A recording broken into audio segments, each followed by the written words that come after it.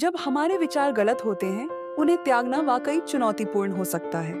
इसी संदर्भ में मैं आपको दो भिक्षुओं और एक स्त्री की एक रोचक जैन कहानी सुनाना चाहता हूँ। दो भिक्षु जैन मठ की ओर जा रहे थे। एक बड़े था और दूसरा छोटे। वे कठिन और ऊबड़-खाबड़ रास्तों से पैदल यात्रा कर रहे थे। रास्ते में वे एक ऐसी नदी पर पहुंचे जिसका बहाव बहुत तेज था और तट भी काफी चौड़ा था। जैसे ही वे नदी पार करने की तैयारी कर रहे थे, उन्होंने देखा कि एक युवा और सुंदर स्त्री भी नदी पार करने की कोशिश कर रही है। उसने उनसे मदद मांगी।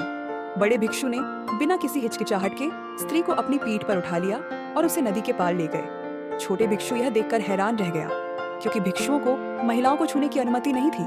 फिर भी उसने कुछ नहीं कहा। नदी पार करने के बाद बड़े भिक्षु ने स्त्री को नीचे उतार दिया। वह धन्यवाद कहकर आगे बढ़ गई और दोनों भिक्षु अपनी राह पर चल पड़े। लेकिन छोटे भिक्षु के मन में कई तरह की भावनाएं उमड़ रही थी, मानो वह नदी के तेज बहाव की तरह अंदर ही अंदर हलचल महसूस कर रहा हो। वह चुपचाप चलता रहा, समझ नहीं पा रहा था कि वह इतना बेचैन क्यों महसूस कर रहा है। आखिरकार छोटे भिक्षु से चुप नहीं रहा गया। उसने कहा, हमारे संकल्प हमें महिलाओं से दूर रहने के लिए कहते हैं, फिर आपने उसे उठाकर नदी पार क्यों करा दिया?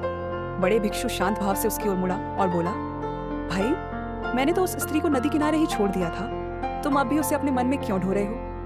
इसी सरल से प्रश्न में एक गहरा संदेश छिपा था, छोड़ देने की कला। छोटे भिक्षु को एहसास हुआ कि अक्सर हम जिन बातों का बोझ उठाते हैं, वे असल में हमारे हाथों में नहीं, बल्कि हमारे मन में होती हैं। बड़े भिक्षु ने उस स्त्री को मन से भी वहीं नदी तट पर छोड़ दिया, जबकि छोटे भिक्षु उसे अपने विचारों में ढोता रहा, बहुत देर तक, शारीरिक रूप से साथ न होने के बावजूद। यह कहानी बताती है कि हमें बीती घटनाओं से चिपके रहना नहीं चाहिए, ताकि वे हमारे वर्तमान और भविष्य को प्रभावित न करें। यह जैन शिक्षा का एक महत्वपूर्ण सिद्धांत है, जो कई अन्य दर्शनों और धर्मों में भी देखने को मिलता है।